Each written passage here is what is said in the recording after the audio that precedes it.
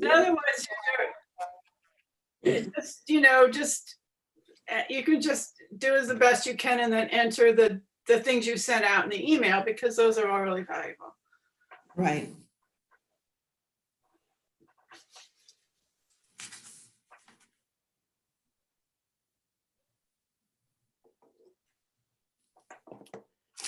So Ginger, how many testimonies have you done? Well, I've only done like 4, but then of course there's the House bill and the Senate bill. The state song, of course, my personal interest, my cause, which I think is finally going to pass this year.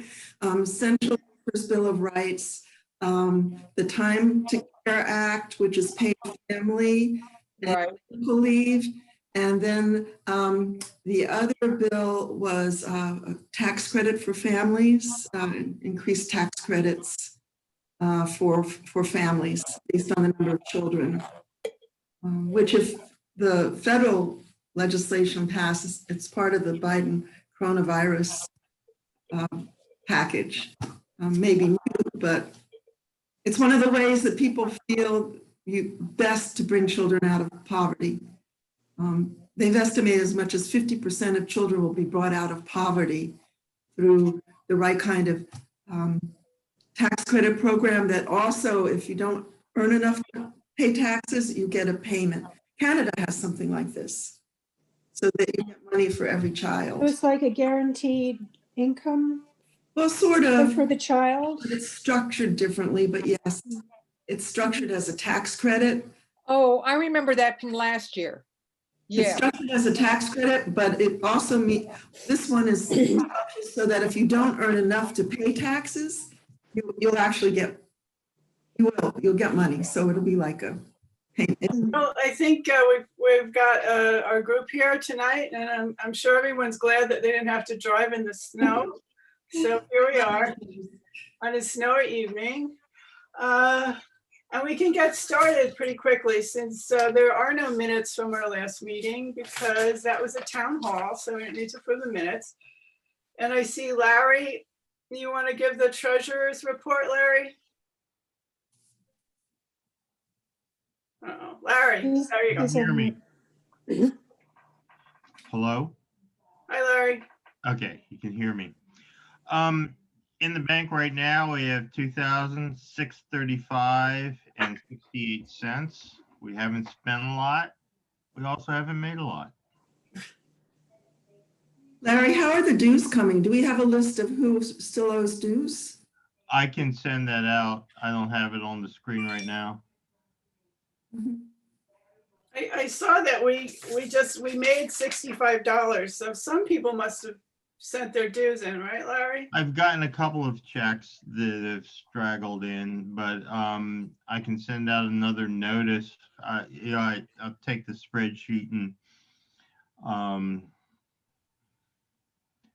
pull in who's paid and who hasn't. I can do that. We certainly don't have a lot of costs right now, so it's not, I don't think it's the top of our priority list, but. Okay. Larry, Sorry.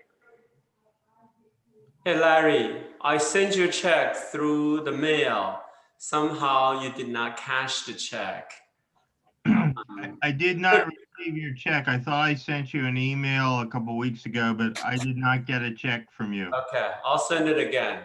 Thank you. Sure. Okay, thanks, Larry. And we do not have any legislators with us, so we will not get a report on the legislative session. But Linda and Greg, do you want to give us any MCDCC updates? Linda, do you want to start first, or Greg? Yeah, I can start, and then I'll have Greg chime in. There's not a whole lot to report. We did have our little inaugural event, and despite some technical difficulties, we watched the speech together. That was kind of cool. And at the end, we played the new state song, or proposed new state song, which Jamie Raskin wrote the words for. We did have an inauguration package that we put out for people as a fundraiser. It was, we're still selling it actually. It was $46 for the package, which is a shot glass, a button, cool Joe Biden aviator sunglasses, and a Joe Biden Kamala Harris beanie hat, and we've collected over $11,000, almost $12,000 on that, and we are and so we made about $6,000 in raising funds for that after we subtracted our costs of buying the stuff and mailing it out. Like I said, we're still selling it. We're going to continue that promotion through President's Day. We have an MCDCC meeting coming up on Tuesday. We will be filling a vacancy in District 18. Jasmine Morale has resigned from the Central Committee due to personal commitments. So we'll be filling her seat a week from tomorrow. And we also have a vacancy in our officers for assistant treasurer. And we'll be filling that seat there. And then in terms of the other things that we're doing, we are trying to put together a strategic plan for the next election cycle. And we'll be having a meeting of all of our committee chairs this weekend to start work on that. We did do a strategic plan for the 2020 cycle. And I think we were fairly successful in terms of what we wanted to do there. So we're going to try to build on that and go forward. We are also looking at some other fundraising opportunities because we're kind of in a lull right now, and we need to, we need to build up our coffers again so that we have enough money for 2022. And I think that's pretty much what we've been doing. Greg, did you want to add anything? Well, just add a couple of things to what you said. You gave a comprehensive report, but we did elect Joe Gephardt to be a new Central Committee person from 16. A lot of you may know Joe. I see some of the hands going up. A pioneer in Democratic activities. We're very excited to have him. Also, because some of us out shoveling snow yesterday and today, the beanies, the Biden-Harris beanies is very useful. Besides the souvenir, it was very warm, and several of my neighbors walked by and asked about those. So the merchandise, as she said, is going very well. And then the last thing I wanted to say, because I'm the co-chair of the fundraising committee, that we will be working on reestablishing again this year our forum. And it was a trustee, I think it is, then the two positions that were 500. Yeah, we have two levels of what we call large donors. One is $500, that's for a member. And then we have a founder circle member, which is $1,000. And So go ahead, Greg. I was just going to say, we'll be working on that starting this month, and we'll be letting everyone know, because I'm sure all of you on this call will want to be a member of the forum. So that's it. Thank you. Yeah, let me add one other thing that Greg doesn't know yet, because we haven't had a fundraising committee meeting and I haven't had a chance to talk to him. But one of the things that I'm contemplating doing, for those of you who liked, the kind of the different events that we had, one of our members, Lori Rodich, actually suggested that we have a fundraiser for $20, and we do something around Harriet Tubman. Oh, It's going to be on the $20 bill, right? So, Yes. so I really like that idea. Great idea. That's very good. I'm looking into whether we can find well, I know we can find a Harriet Tubman scholar and maybe have someone from, the Harriet Tubman Museum. And so, Greg, we haven't talked about that, but we're gonna. yeah, it's excellent. Couldn't think of anything better. Speaking as someone who's, I think $20 events are really good for your average person. Yeah. The Harriet Tubman $20 bill is great, so. Okay. All right, thanks. Okay, Ginger, I know you need to share your screen, or Linda's gonna let you share the screen. Right, so let me, Be good to go, Ginger. I should be good to go. So let me find the screen. I thought I had it up. Let's see. That's my Zoom. Just a minute. I guess I have to get into the screen first, right? Mhm. So I have the home page. Am I still in Zoom? So what you want to do, Ginger, is you don't have to open it. What you want to do is put it on your desktop. Now go back to Zoom. Well, share screen. How do Yeah, go to share screen and you should be able to see it as one of the choices. Well, here we go. I'm so sorry, but how do I get it on my desktop? I thought I could just open it up. Yeah, you can open it. It's open. It's Okay, open. and when you go to the Zoom screen that says share screen, you should see it. All right, let's see. Share screen. You should get a bunch of choices, Yes. right? Do you There see it is. Okay. All right, there- does everyone see that now? Yep, see it. Yes. Good. Very Okay, good. all right, good. Yay, first time I did this. Yay, Ginger. All right, so tonight, Gail asked me to share with you some of my experience about doing advocacy for state legislation. Just by way of background, for 4 years, I volunteered in the State House for former Delegate Aruna Miller under something called the Legacy Leadership Program. I was a Legacy Leader intern, as was Margaret Hadley at the same time in Delegate David Fraser Hidalgo's office. And we learned a lot about how the legislature worked, and especially how to use this wonderful resource called the Maryland General Assembly website. I've also been for many years on the advocacy committee of the Women's Democratic Club. I actually chaired it for a while, working on women and family issues in the area of working family issues. And in that capacity, I've written testimony, I've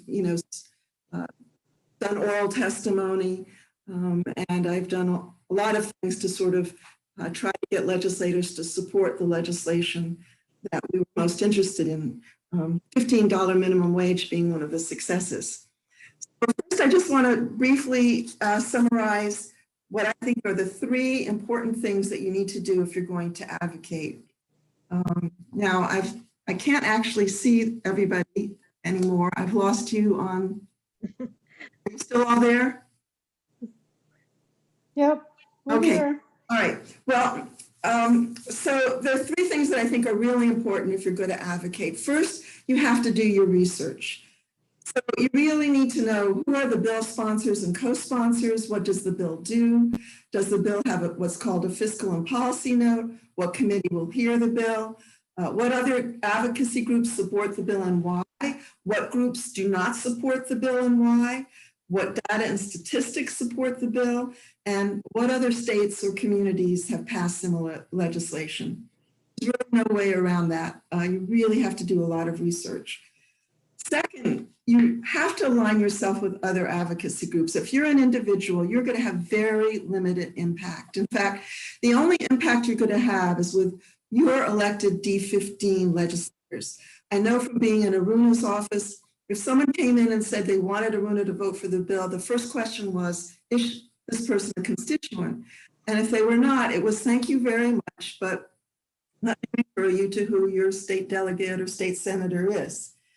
So there are a number of advocacy groups in Montgomery County, for example, like the Women's Democratic Club, Do the Most Good, Maryland Legislative Agenda for Women, League of Women Voters. All of them have advocacy committees. All of them have bills that they're advocating for. And if you can align yourself with one of those groups, you don't speak for yourself, you speak for the whole group. For example, because I'm aligned with WDC, I have access to all the Montgomery County legislators, of which there are 8 senators and 24 delegates, about 17% of the membership in the state assembly. So I can reach more than just our D15 delegates. And then of course there are groups that have a particular specialty like the Sierra Club that you can also align yourself with. And the third most important thing is to stay on top of your bill status. And that's where this General Assembly website comes in. Most bills, even those that have a lot of support, take several sessions to get through. And so you have to have patience. Don't expect a bill to pass the first time it comes before the legislature. And you need to know when the committee hearing is, and you need to know when the full House and Senate are going to vote on this bill.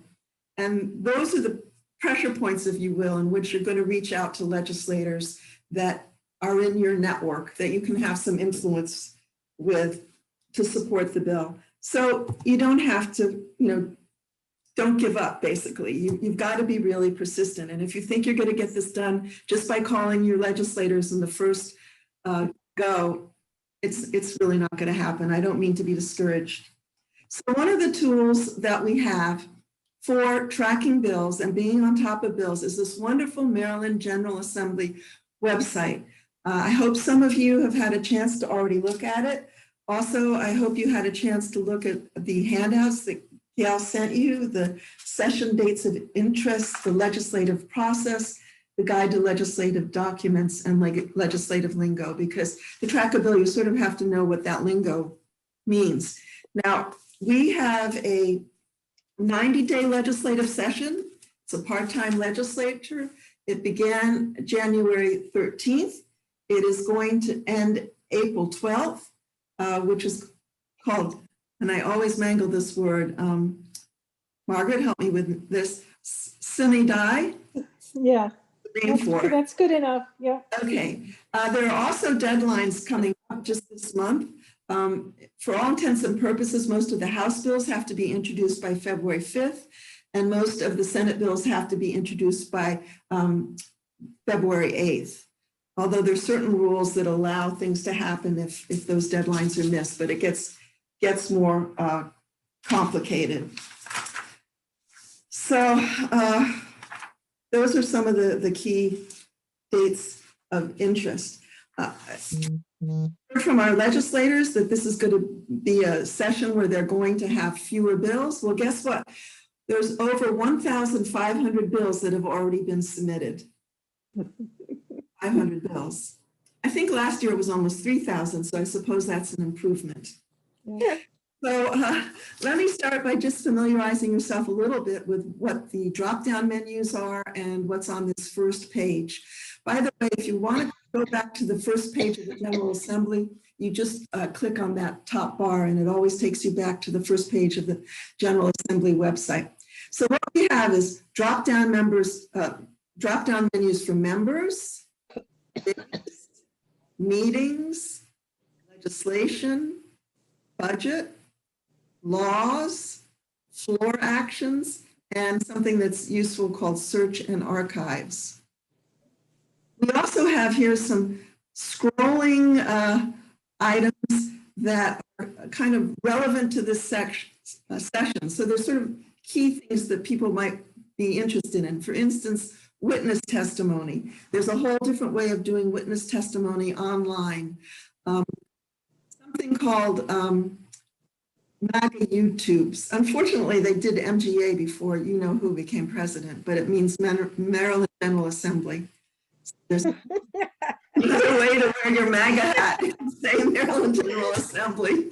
So there are YouTube channels where you're going to be able to actually view both current and archive committee hearings, committee votes, and floor sessions, which means the full House or the full Senate. Fiscal briefings, emergency procurement, some other things having to do with that. So on this first page, we have a general status section, which talks about whether the Senate is in session or not, or the House is in session. You can see that they're adjourned. And then we have some easy links, which also you will be able to find in these drop-down menus about Senate bills introduced. There's a whole list. House bills introduced, a current status report. Let's go back. Wait a minute. Let me get out of this now. Back to the home page. For the Senate, for the House, a Senate synopsis of new legislation, House synopsis, cross-file bills. This is important because bills that have been filed in both the Senate and the House have a better chance of passing because they use the same language, and it reduces the number of steps that a bill has to go through. Bills that were previously introduced, in doing your bill research, it's good to know if they've been previously introduced and what the prior bills look like and how they might have changed. Often that's to address the issues that were raised in committee by people that were not in support of the bill. Bills that have currently passed both chambers and enacted bills. There's a today's calendar, so you can see what committee hearings are coming up in each, the Senate and the House. And then there's some interesting sort of background information. The session dates of interest is where I got the drop down, the printout that I sent you. Reopening guidelines about how they're supposed to function in this era of COVID. A fiscal briefing about the state of the health of the state.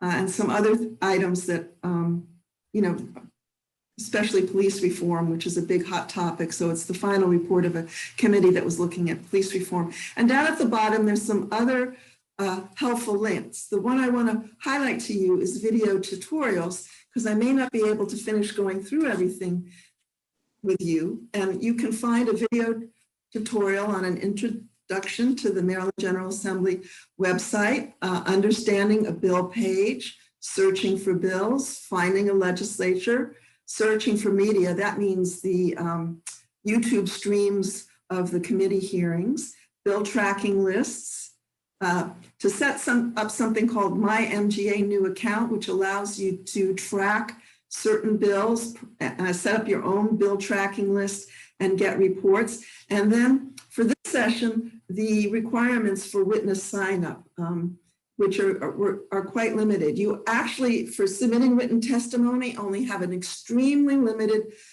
window. 2 days before the committee hearing, from 10 to 3, you can file your written testimony, and you can sign up if you want to be an oral witness. And if you miss that deadline, forget about it, basically. Okay, so that the other thing in the main page, I want to go up to the top here. Oh dear, there we go. So we have a wonderful search function. If you want to search a bill, you can put, if you have the bill number, you can put in the bill number, like SB 0211. Oops. There's a bill I'm focusing on, which is the Time to Care Act medical leave insurance program. So that will get you to that bill. You could also put in some keywords. So that's a useful area of this site. And My MGA is where you can do your bill tracking lists. Now, you have to sign up, and I've already signed up. But what that does is I've been able to set up sort of folders and then put in that the bills that I'm tracking. And I will get reports when something happens to those bills. I can also run a report, but nothing right now. There have been no committee hearings. Working families is something else I'm tracking. And these are the bills that I'm tracking for working families. And I can run a report for that. And it shows me that some of these bills actually have House hearings scheduled or hearings that have already. This is also where you do witness sign up. That's a little bit more complicated. And when you hit that witness sign up, it shows you the schedule of what bills you can sign up for. And it's listed by committee. So these would be bills that are going to have hearings on the 6th. And I'm sorry, they're going to have hearings on the 4th. And 2 days before, you would click this, you would indicate what your position is for the bill. You would indicate whether you're doing oral or written testimony or both, and then you would upload, you have to have a PDF file, you would upload the PDF file of your written testimony, and then you would click save. And if that happens, you should be able to see in signed up items what you've signed up for, you all, let's see. So for example, yeah, so anyway, that's an example of witness sign up. So let's go to members now. This is a very useful drop down. Among other things, you can see what our legislative district looks like. There it is, if we don't know that already. You can also see what our congressional district looks like, if we don't know what that is already. And you can help your friends find out what their districts are by using this lookup function and putting in the address and zip code. When you click on Senate, you will see all the senators, their pictures, which is a big advantage from prior websites. And it starts by showing the leadership, President Pro Tem. And we're lucky, we have some powerful people in our Montgomery County delegation. Nancy King is the majority leader and Susan is the majority whip. And then of course, for District 15, our, I'm sorry, I passed by that, our senator, come on, You passed him. Senator Feldman, there we go. It helps you remember your alphabet. And I'll show this, so using Senator Feldman as an example, if you click on his name, you get his page and you can find out his email, contact information, phone number, what office he's in, although we don't really use that now because we're not going down there. You can find out what committee assignments he's on. He's actually pretty important. He's vice chair of the Finance Committee, which is a very big committee. And you can see the other assignments he has as well as his past service. And then by clicking on legislation, you can see all the bills that he's the primary sponsor of and the co-sponsor. Co-sponsorship doesn't count for all that much. It's an indication of who supports the bill. But what's really going to matter is who's on the committee that's going to hear the bill and whether they are a sponsor, co-sponsoring the bill. So what you can find out here, and you can also find out information by going to the legislation session, is you can click on the bill number and you get the bill page. And there is Senator Feldman. There are no co-sponsors. There's something called Fiscal and Policy Note, which the Office of Legislative Service does, which goes into great detail about the bill's impact and especially the cost of the bill. Bills that have a fiscal impact sometimes are harder to pass. It tells you if it's been cross-filed with a House bill. You can read the bill by clicking here. There's the bill itself. Up here, it tells you where the bill is in the process with all the key little milestones in what takes the bill from what's called first reading, which means if it's a Senate bill, it's read in the Senate and assigned a bill number and sent to the committee. So it's in referral to committee. Second reading means that the committee has passed it. And by the way, the committee doesn't necessarily have to vote on a bill. Committee chairs have tremendous power. They can decide to not bring a bill to a vote and the bill is dead. And if the bill is not passed, it's dead. And there are no rollover bills. If a bill is dead, a new bill has to be submitted next year. In the second reading, it goes to the Senate and amendments can be proposed on the floor, and then it goes back to committee, and then the third reading is the final submission of the bill, and it's voted on by that chamber. If there is no cross-file, then the bill has to go over to the opposite chamber. It goes through the same process, and then it goes to the governor, and the governor has an opportunity to sign the bill, and he can choose just to let the bill go into law without signing it or vetoing it. The governor has 30 days after the bill is presented to him. So the bill has to be presented 20 days after adjournment. That would be May 2nd this year. It's on your timeline I gave you. And by June 1st, the governor has to sign or veto the bill. And if he doesn't sign, then or if he doesn't veto it, it gets approved. So that's kind of, the other thing you can do is by clicking on this little icon here, you can actually go and view the hearing that took place on that particular bill. So those are some of the key things in the drop-down memo about members. And the same thing would be true for the House. Each of our, okay, let me be better on the alphabet here. I'm so fast. Let me get to D for Kathleen Dumais. And she's also a very powerful legislator. She is vice chair of the Economic Matters Committee, which is another very important committee. And often it's a parallel to the Senate Finance. A bill that goes into Senate Finance is likely to go into Economic Matters. So we have, if you're going to advocate for a bill that goes into those committees, we do have power because we do have our state senator and our state delegate on those committees, as is Lily Chi. She is a newer member, but she is also on the Economic Matters Committee. And there I go, going too fast. There she is. Same thing, you can go through her website and find out more about her.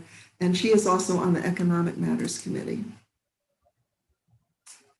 All right, so there's always usually an about. So, if you kind of forget what I'm saying, you can go to the about on each drop-down menu, and it sort of tells you a little bit about what that members are all about. And there are also a number of related links which are worth looking at, and a number of publications. For instance, one thing I always used to go to is Roster by County, where you can see all of our Montgomery County representatives. That's the symbol for the committee they're on, and their district room number and phone extension. So that is something that's also useful. All right, committees. Here we have a little chart of where, how many bills different committees have had submitted to them and presumably are going to be hearing. And you just can see here, 760 bills to Senate committee and 974. Keep in mind, this is a 90-day legislature. I mean, are you impressed with what they can do? Again, it gives you a little summary of the importance of committees. Committees are really powerful. The chairs of committees and vice chairs are really powerful. As I said before, if a bill doesn't get out of committee, it's dead. It's dead. And that's where the hearings happen, where the advocacy happens at the bill hearings. So here's the list of Senate committees. There are what we call standing committees. So there are 6 Senate standing committees and 7 House standing committees. And again, you'll see the committee, the chair, the vice chair, their email. And if you click on finance, you're going to go to the page that gives you more information about that committee. I'll get back to that. There are also special committees and select committees. So these are the lists for the Senate committees.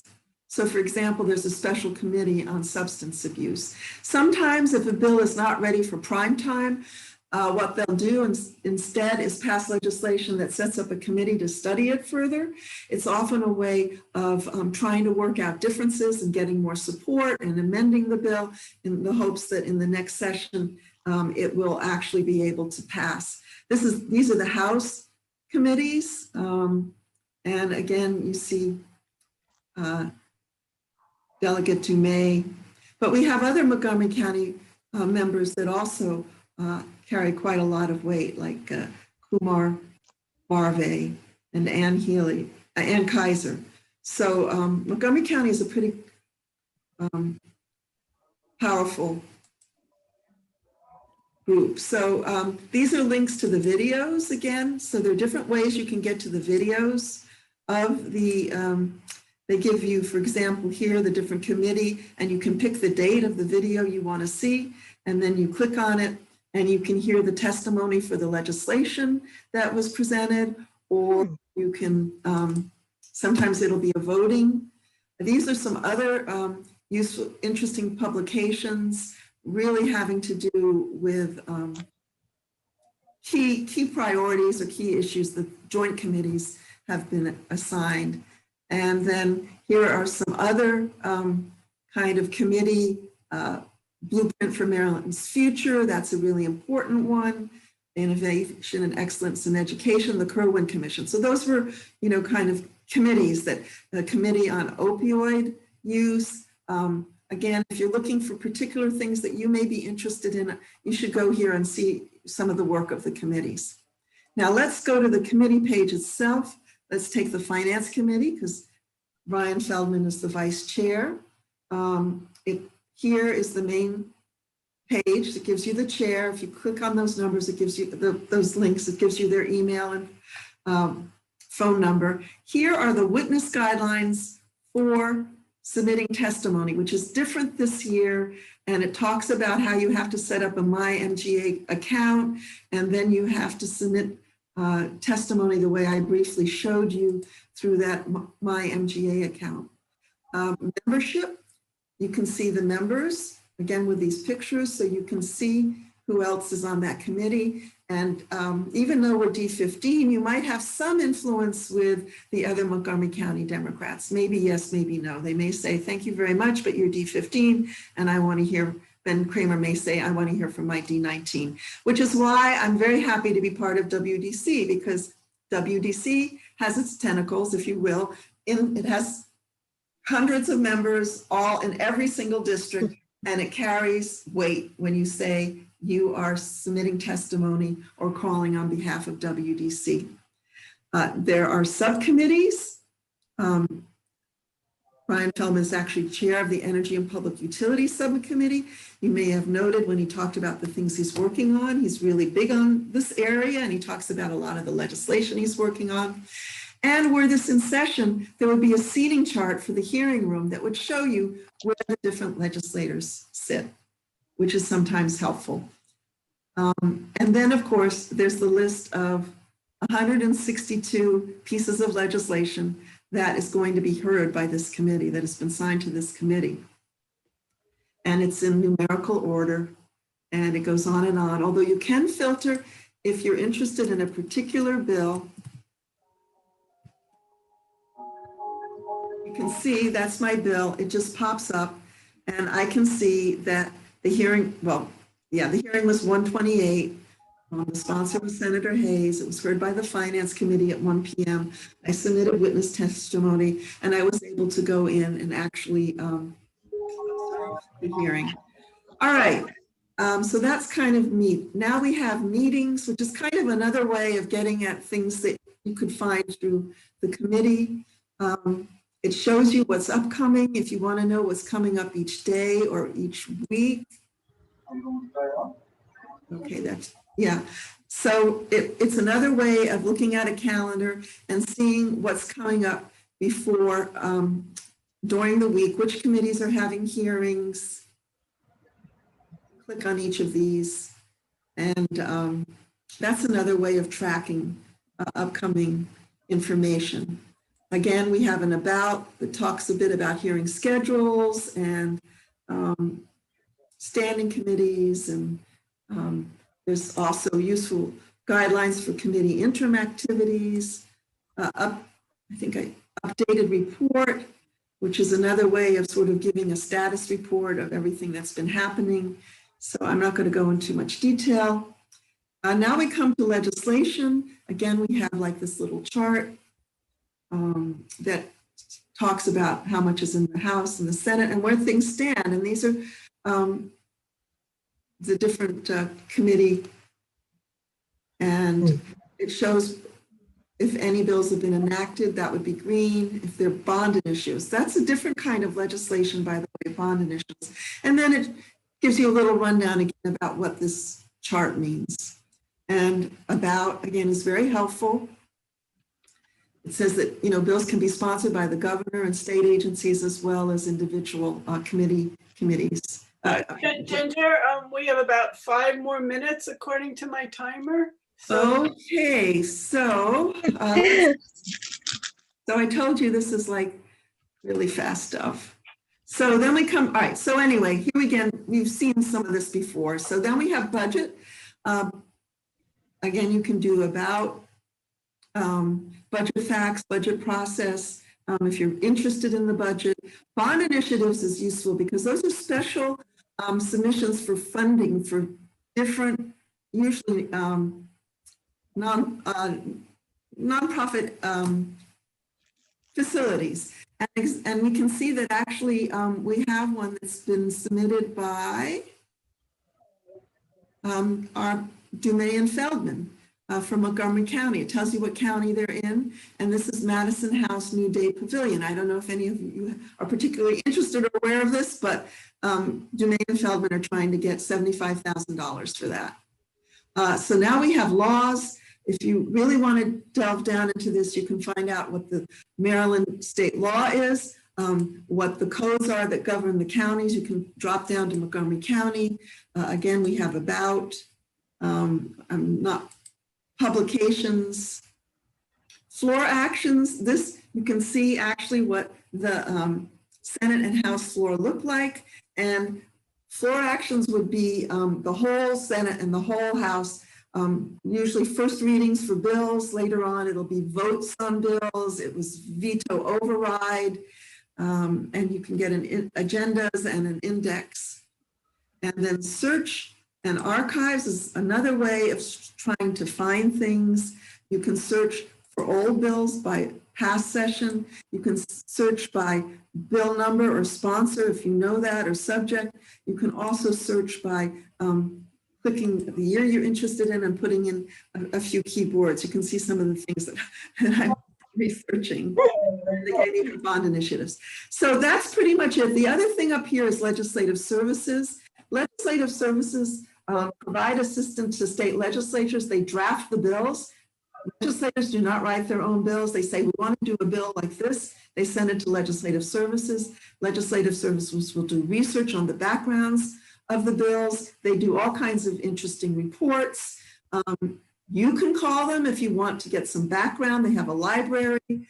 They do the fiscal report for individual bills about the financial impact of the bill. And then finally, YouTube. This is where you can, another way you can get to, Kathy asked for this, the different committees.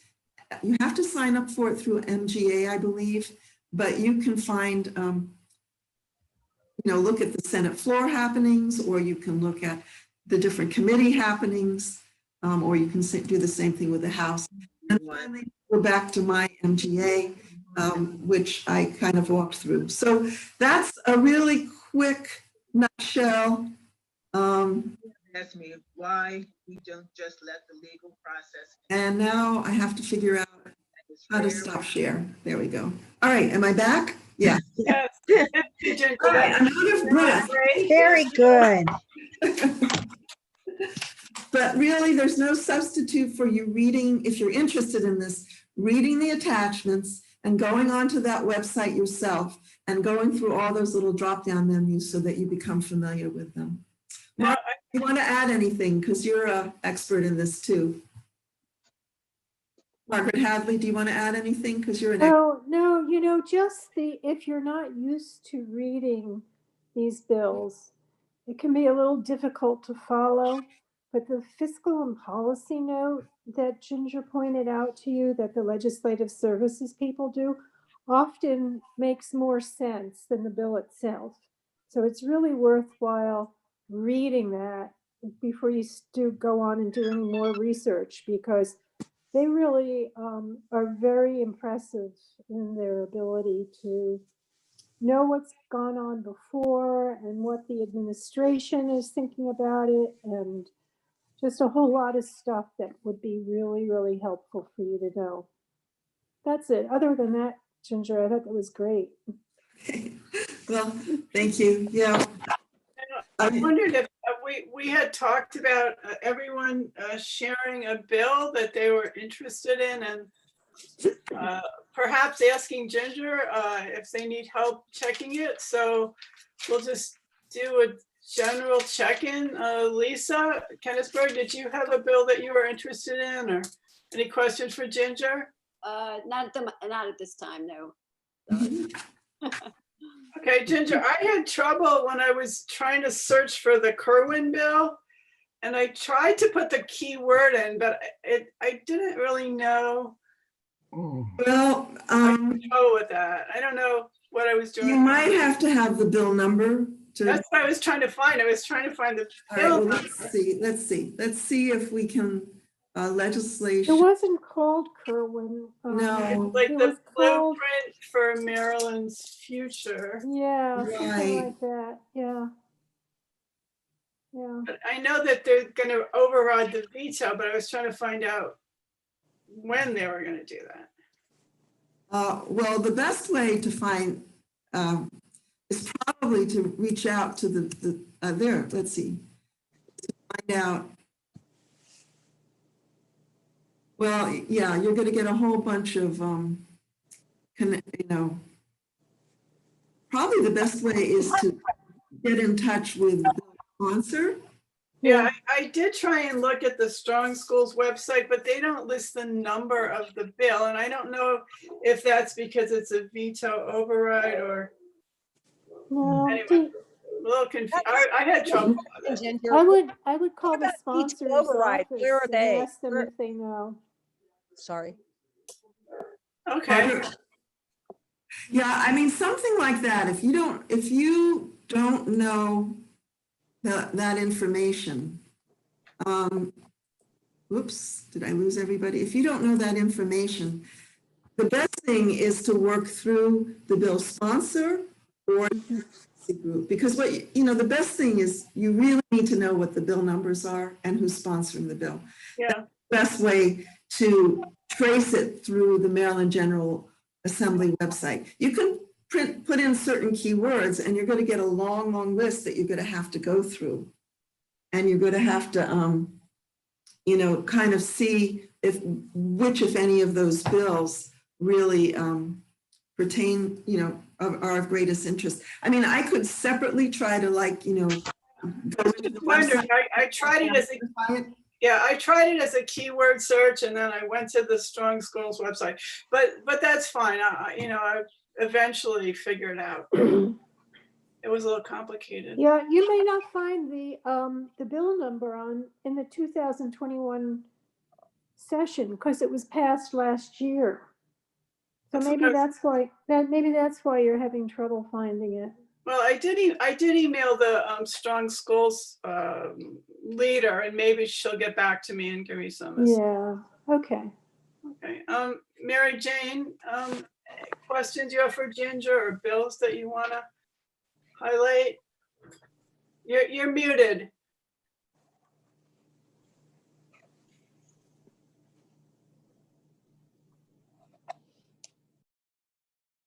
Okay.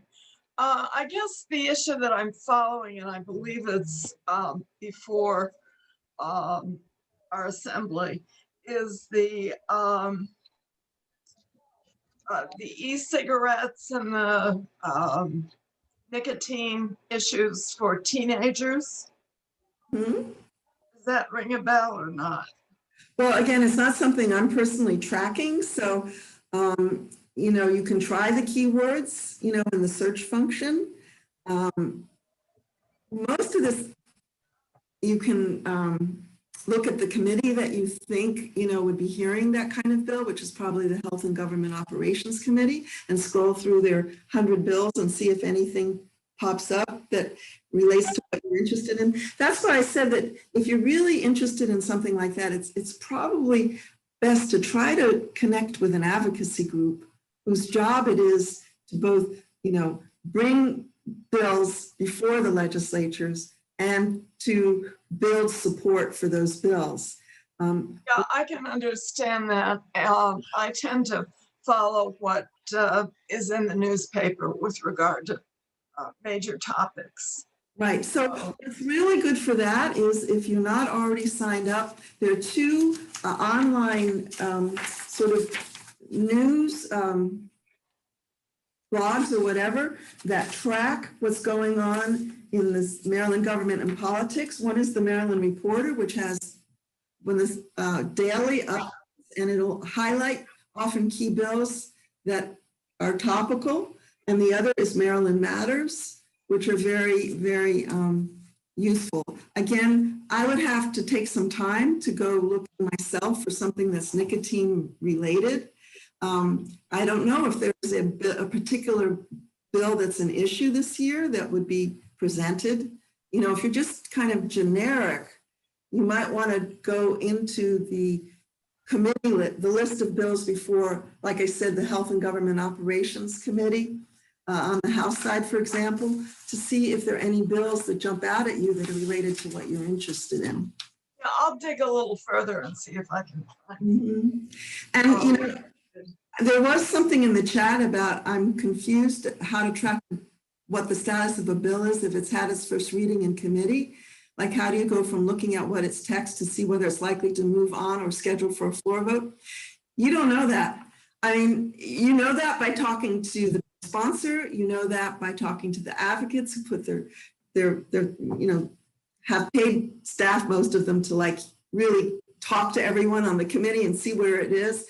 You know, a bill after the first reading gets assigned to committee. So you can see that it's in committee, and you can see when it has a hearing scheduled, and you can view online the testimony that was presented at the hearing. But you are not necessarily going to know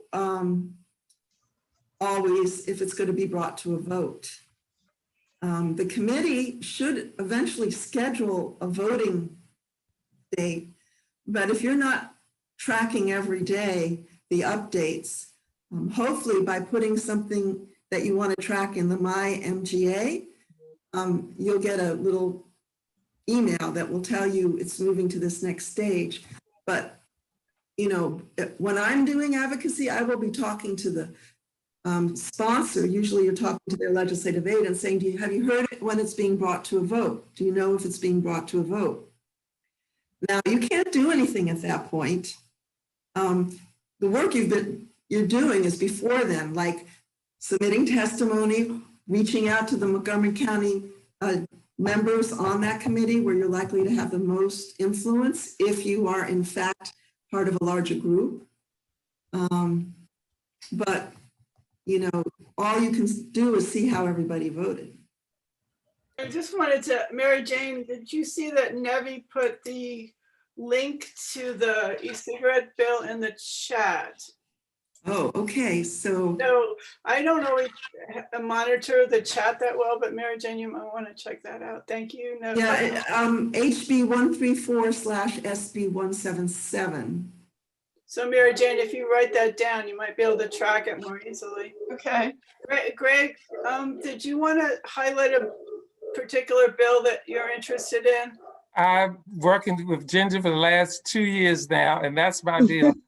By the way, I want to say that song is fantastic. When we played it at the inauguration, DC, everybody loved it. So anyway, I'm following Ginger. So I'm going to be getting to you because we have some bills. I don't have hearing dates, but we're going to need testimony. But you know, just to give you an example of a sort of advocacy, just for example, on the Confederate States song, I've testified 3 times. I've submitted written testimony 3 times. But you build support by having WDC. I was able to reach out to all the state legislatures. And they have an advocacy alert group of 300 members. I reached out to Greg because I knew he had a big network. I reached out to the D15 Caucus, and you all supported the bill. So then I raised it with Linda to see if we could get an MCDCC resolution, which they did. And then through contacts through like Kevin and others, with the Montgomery County Council, because I was able to say WDC supports it, MCDCC passed a resolution, and District 15 passed a resolution, I was able to reach each of the Montgomery County Council members and say, will you support it? And I was able to talk to them, and they eventually passed a resolution. I was also able to get through to the House Speaker's office because I represented WDC. And did you know that the Maryland Democratic Central Committee and the County Council have passed resolutions? I was able to get a letter to the editor in the Washington Post. I was able to get an opinion piece in Maryland Reporter. So that's, if you're really serious about it, it's almost like a semi-full-time job. You really, really, really have to work at it. Okay, Mary Ann, Mary Ann Todd, did you have a particular bill you wanted to ask a question or highlight? I looked up David Fraser Hidalgo's bill on the climate this afternoon, and I think I'm good, at least for what I want to do right now. So thanks. Thanks, Ginger. It was awesome. Okay. Our legislators are D15, if they're sponsoring bills, if they really like to hear that you support their bill. One of the big shocks when I was in Aruna's office was how few constituents she heard from on bills she was doing. It was mostly advocacy groups and lobbyists, very few constituents. Okay, thanks. The country club bill. Ginger's told me many times you're going to have a huge impact because they really don't hear from very many people. So it gives you a big voice. Larry, your turn. Did you want to highlight a bill? No. No. Okay. All righty, Kathy. So the last one that I did through Do the Most Good was on training for implied bias, which implicit bias training, which I'm sure Ginger will appreciate that I did. Yeah, for police, right? Pardon? Was it for police or across the board? No, this is implicit bias training for nurses, you know, and also this was a bill by Charkodian and Augustin, and it was, you know, basically, you know, trying to get people more data gathering, so that, you know, apparently, for instance, with COVID, Prince George's County was really hit. So, you know, So implicit bias in health delivery. Yeah, of what's going on. Anyway, so that one I did, and the next one I think I'm going to do is on medical debt protection. So I think there's, you know, there's so many. It's just 1,500 bills. You have to pick. I mean, you have to figure. I mean, I'm really into healthcare, so I'm focusing on that. And Margaret and I were kind of talking back and forth on telehealth bills, especially for mental health, because I mean, I think there's a real need for people to be able to not, you know, a lot of them don't have video. So if they, you know, to be able to continue on, even beyond COVID, to be able to access, and it doesn't necessarily have to be PhDs, you know, just counselors, somebody that they can talk to help them get through this COVID period. So mental health is a big issue. Margaret, did you want to go next? I know you've been working on telehealth. Do you want to describe the bills that you're? Is Margaret there? Yeah, Margaret's there, but she's muted. There's actually 3 bills in the legislature this year. One of them, Ariana Kelly, who's District 16, has sponsored. And there have been a lot of initiatives that, because of COVID-19, have gone into effect. And one of them is the giving psychiatrists and psychiatric nurse practitioners the ability to provide services anywhere where they are and anywhere where the patient is, which before COVID, that was one of the constraints on using telehealth. And her bill would make those constraints permanently, get rid of them. Some of the other bills, the other 2 bills are related, as Kathy said. One of them is for mental health and substance use disorder, to provide those services at the same reimbursement that any other healthcare service would be provided. We're still fighting the issue of mental health parity with the rest of the healthcare with insurance companies. that was supposed to have been, it was in the ACA law, but getting it implemented has been particularly difficult. The use of telehealth, we've found, has really impacted the ability of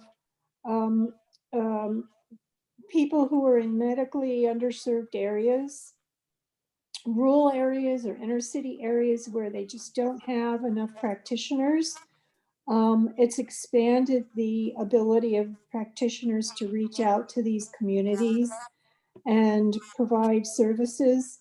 It makes it more possible for women, for instance, who would normally have to take off from work or get childcare to go to an appointment.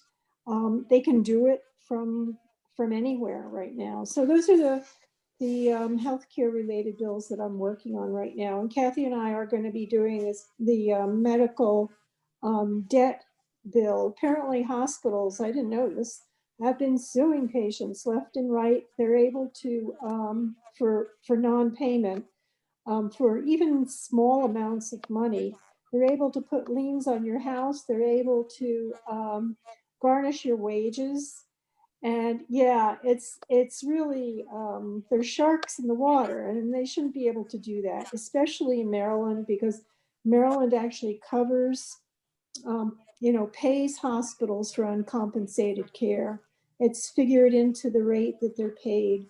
So that's the next bill that I'm going to be working on. And Brian Feldman is the sponsor in the Senate, and Laura Jakurian is in the House. So we have two Montgomery County legislators who are sponsoring the bill. Did you say 3 bills, Margaret, or did you talk about? Yeah, the third bill is sort of an overarching bill that covers kind of a lot of those issues that I talked about.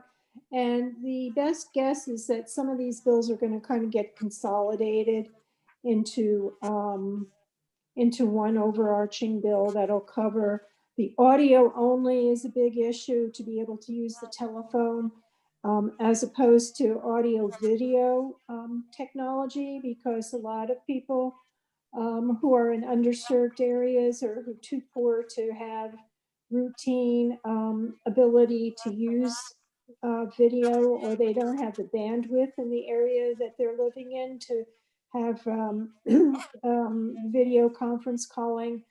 So that's a big one, the ability to provide the service wherever the patient is, for instance, in a homeless shelter, as opposed to having to go to an appointment somewhere to do it. And then the payment being the same as if it were an in-person visit. Those are the 3 big topics that the bills are all addressing in one way, shape, or form. And Margaret, didn't you also do the one on the mobile crisis teams that we wanted? No, you're doing that. No, we're going to do that together, Kathy. Those are the 2. There's 2 of them that we still have to work on, and I'll catch up with you tomorrow on it. I promise.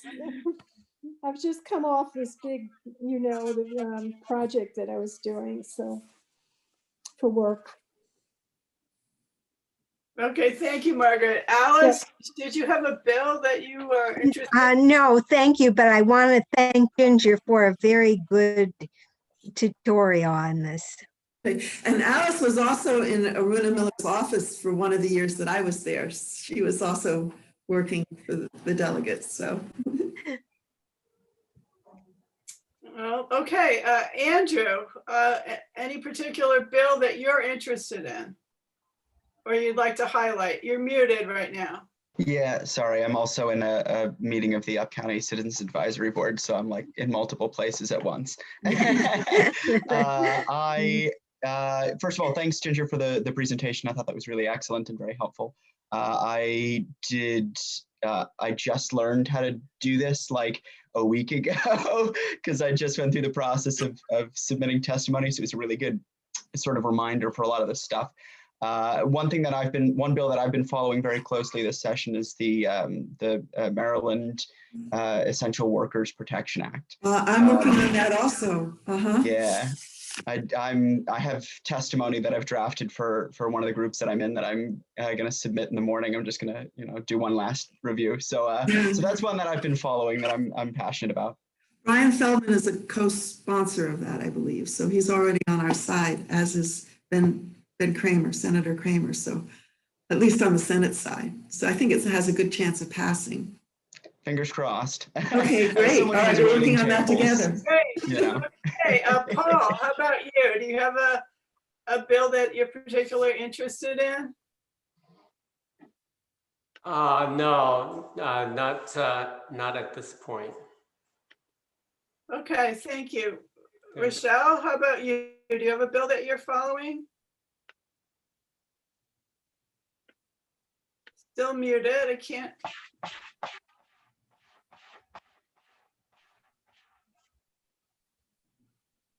Sorry. No, excuse me, no, but I found everything really interesting and sort of new, I needed it. But I put in the chat our website, mcdcc.org. There is on the homepage, right under the big picture, there's a column that says 2021 Maryland General Assembly. And he's got 3 links there. One is the meeting calendar. It's not what Ginger sent us. It's like a real calendar, and it's got important, I guess, when committee meetings are or something on it. Ginger showed it to us. And another one is a link to how to submit testimony. And the third one says helpful information about about legislative session how the legislative session is being conducted. So I guess that's just general. So might be a little quicker way to get there. So Michael Tardif always does a good job on this, but I know, and I'm looking at this schedule here, and it says date in January to be determined. Governor delivers a State of the State address at noon. That might be interesting. So that's all I have. Okay, thank you. Lisa, I'm coming back. Lisa Kennisburg, did anything occur to you or anything you want to bring up? No, I'm fine. Okay, Amy Peter? Yeah, I think most of the ones I'm interested in have already been mentioned. I think that the medical debt bill is one of the best this year, and so it's exciting that our senator is the lead sponsor for that. And I'm also, rooting for the Time to Care Act. But a couple that we haven't mentioned are a couple of Gabriel Acevero's bills. He's in District 39. And one of them is a public financing bill that I provided testimony for a few years ago when Mark Corman introduced it, because I think getting money out of politics would help, our political process in so many ways. And public financing is great. And then the second one is repealing Lee Ober, the Law Enforcement Officer Bill of Rights. So I'm tracking those two as well. Thank you, Amy. I don't know if everyone on the call knows, but Amy did run for office, so she knows a lot about public financing. Linda, did you have any bill that you want to highlight? No, not really. I'm interested in the Feldman healthcare bill and also the state song. But I did want to ask Ginger. I didn't see anywhere where we could see what happened to veto overrides. Is that on the site somewhere? That is a good question. I thought I might have to research that and get back to you. I think it might have been on floor actions, under floor actions. Okay. There's usually like a very large document that like the governor's office publishes with like the reasoning for all the vetoes. And so then you can look at that and then compare. with the list of all the vetoes.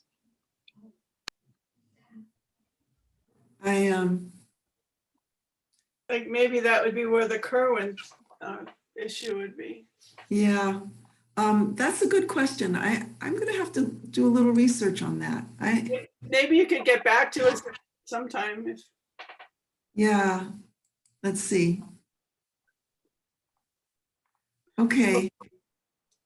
Well, Ginger, we won't press you now because we. Right, I'm just kind of. It's hard to look where you're in the site right now to see. middle of the meeting. The search, yeah. Nevi Brooks. Let's see. Hi, can you hear me? Yep, we can.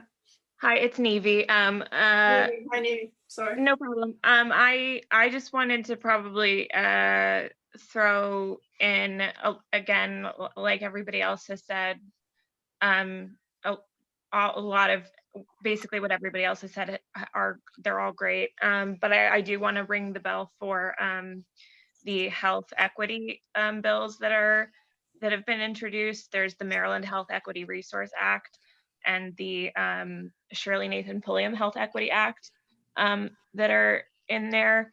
And I'm kind of watching both. I'm not entirely sure what the differences are between them, but I do care a lot about the goals of health equity and making sure that we're reducing those health disparities, especially considering how COVID has thrown those into a bright spotlight. So I know the Health Equity Resource Act has a hearing in Health and Government Operations Committee tomorrow in the House. Delegate Barron is the lead sponsor. I forget where I think he's Baltimore, no, Prince George's. So those are kind of what I have my eye on in addition to everything else. And also like the Climate Solutions Act of the 2021 version, just strengthening the 2020 version because, you know, making up for lost time. So. Okay, thank you, Nevi. Now, want us to look to the future. We will be having a town hall on February 24th with Congressman Trone. And he will be talking about COVID, which is on our mind, and also mental health. So we're waiting for Michael Tardif to finish the flyer with the sign-up form. And then we will be getting that out to everyone very soon. And Kathy, I'm going to call on you. Kathy has recently spent hours finding email addresses of people in precincts and sending them to people. So she will be sending you more email addresses soon so that you can reach out to your voters in your precincts. You want to talk about that, Kathy? Muted. Yeah, actually, I have sent everybody, I think with our last email, everybody should have up to date on their information. What we'll do though is once we get the flyer for the town hall, then I'm going to ask you to let your people know, the people within your precinct know about the town hall so we can get a good showing for Trone. Are we still doing it with David? No, that got vetoed. Okay. We were going to name it Dinner with David because it's 6 o'clock, but that title was considered too silly, so we got. Oh, okay. I liked it, but we can all informally Dinner with David. Yes, you can tell the voters in your precincts it's Dinner with David, but on the flyer that got vetoed. Oh, okay. That's above my head. Okay. So it will be at dinner time, so it's 6 o'clock, unfortunately, and that's why we thought of Dinner with David. So should be drinking with David. I like that. I like that too. Well, that's another thing for your Oh, given constituents. his, line of, his business, The Trone campaign asked for approval of the flyer, and maybe they were right. 'cause Doesn't Cheryl Kagan have like Kvetching with Kagan or something like that? She has like some sort of show. I don't know. Yeah, kvetching with Kagan on YouTube or something like that. Yeah. Love the word kvetching. That's a good word. Dinner and drinks with David Trone. Oh, Throw in the dancing. It's another and D. dancing, right? Yeah, Okay. dinner, dancing, and drinks with David Trone, and we're going to talk about mental health and drug addiction. Perfect, right? Really It's good. my kind of party. There better be a dance class included. With that title, I'm sad. What's wrong with this picture? We should do that for our next caucus Getting better meeting. and better. Are you kidding Yeah, me? I think for our next meeting, we'll do dinner, drinks, and dancing with the D15 caucus. Get more people to come, okay. All right, well, I think that's all for tonight. And again, Ginger, thank you for superb. We are so lucky to have a true expert here. Thank you. Thank And you. maybe at another meeting after our dancing, drinking, and having dinner, you will. It was kibitzing, not kvetching. I got my my Yiddish words mixed up or I like something. kvetching much better. All right. Take care, everybody. All right. Bye. Bye. Bye-bye. Bye, Lisa. Bye.